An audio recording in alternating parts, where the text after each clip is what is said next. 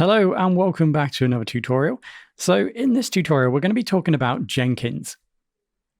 So I've decided to make an individual tutorial about Jenkins to give you an overview or an introduction for those who need it.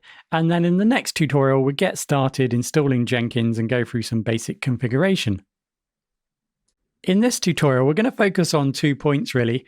That is, what is Jenkins, and also then kind of move into pipelines. So as you might imagine, by the end of this tutorial, you should have a better idea of what Jenkins is, kind of a general overview, and also this idea of pipelines. And like I said, that's going to lead us nicely into the next tutorial, where we then actually install Jenkins and go ahead and create some pipelines. So just to set the scene, I remember starting in development over 20 years ago. I imagine that we didn't have hardly any of these tools that we see in today's modern environment. And if you're trying to imagine trying to develop a piece of software with 20 other developers, and then try and imagine that you have nothing but a code editor and maybe a simple upload tool. So some of the biggest challenges really come when the period leading up to release starts and you have to start thinking about integration phase. Or the integration phase. So taking all that code and really kind of integrating it into one package in order to ship it out. So before this kind of idea of CI practices, continued integration practices, development teams would spend a lot of time and a lot of energy, particularly leading up to this release period or this integration phase. So all the code changes made by individual developers or maybe the small development teams, this was all brought together and forged together into a working product. So this was hard work, sometimes involving many months of conflict and bug debugging and going back to the drawing board and adding some more code and so on. So this could take a very long time. So in steps continuous integration. So here we're talking about integrating code into a shared repository. So now we might have these 20 developers, they're all writing code, but eventually all this code would then be integrated into this integrated code or shared repository. Of course, we know this as either maybe software configuration management tools or version control systems. Of course, this practice of continuous integration was more than just version control or software configuration management, for example. We also saw the automation of build and testing. So what is Jenkins? Where does this fit into this picture? Jenkins is fundamentally an automation engine. Written in Java, this is an open source server that can help you streamline your software development process. So it does facilitate this through continuous integration.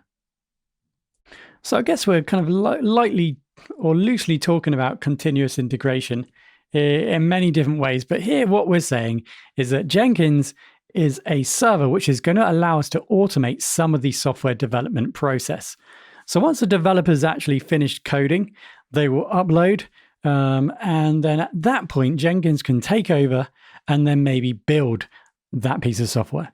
It can then go through the process of building and creating the container for this software in preparation to deploy, and then it can possibly then go through a process of testing. And in that case, it can also then go through the last step of actually deploying. And that can happen all automatically, facilitated or orchestrated by Jenkins. So let's not think of Jenkins as something that will do all of those processes. Jenkins is going to orchestrate that through plugins. So we're going to install Jenkins and then find that we need to then add plugins that are going to provide those individual components that we need for our specific development process, and then orchestrate that so that our code can navigate through that pipeline to the end, potentially, where it will then get deployed automatically onto the server and ready for the client. So I will say that we've got a lot of control here. We don't actually have to set up this whole pipeline, which I'm going to be calling it from now on. We can stop and start. We can add in different plugins. You can see here there's probably over 17,000 plugins that are available. And this makes it a very attractive piece of software to utilize. I guess in some respect, the power of Jenkins is within these plugins. So, like I was saying, it has a powerful set of features which can automate tasks related to building, testing, deploying, integration, and the release of software. So if we were to wrap that all together, we could say that Jenkins is a CI/CD tool.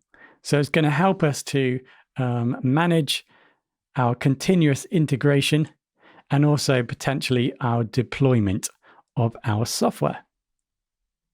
So just to kind of embellish what I've already said, Jenkins. So we're going to be setting up a continuous integration or continuous delivery environment. That's what we're going to be doing with Jenkins. And we're going to be doing that through the use of plugins or combining tools and services into what is described as a pipeline.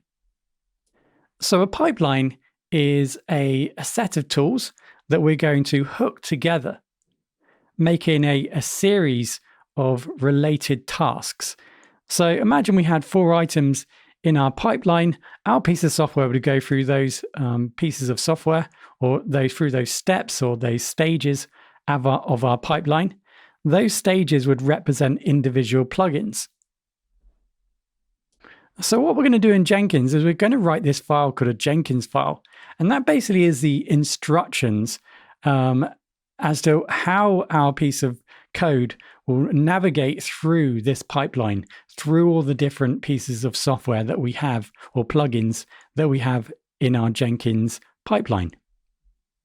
So something that's considered good practice is that when we generate a Jenkins pipeline, like I said, we're going to create a Jenkins file. Now, this file can also be included in the source control repository. So if you just to think about some benefits of doing that, that allows us to automatically create pipelines for all of our branches and pull requests, for example. We can have code review iteration of our pipeline through the fact that obviously we're saving this in our source control system. It allows us obviously to audit our pipeline, our Jenkins file. And then we also have this idea, as you're probably familiar with, this single source of truth. So if it wasn't already clear enough for you, this idea of a pipeline. So we've got Jenkins, we install that, then we go ahead and add some plugins into Jenkins. So here, for example, these here might be our plugins that we have or some descriptions of some general plugins that we might include. So we've got the developers. They're obviously going to push that to our source control management system, for example. And then that code would then potentially be compiled, depending on what code you're utilizing.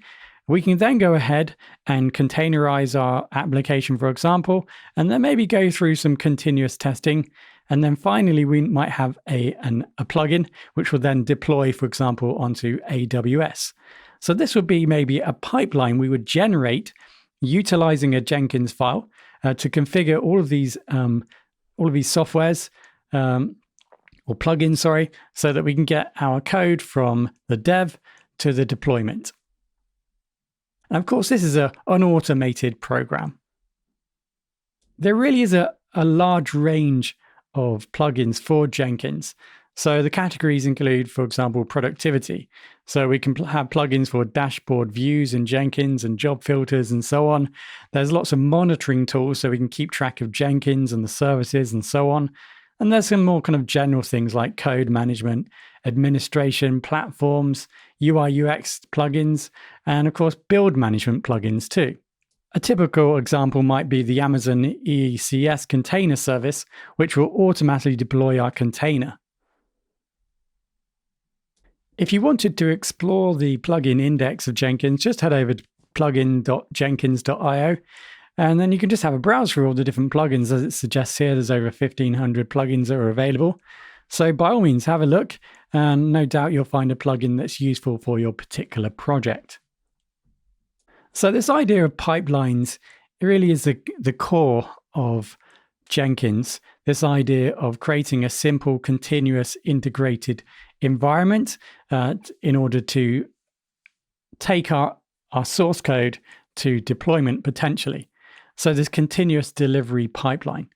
So I guess it's worth asking, why don't we just run the tasks individually? So this might be an obvious reason why you might not do that, but Some of the benefits is source control, durability.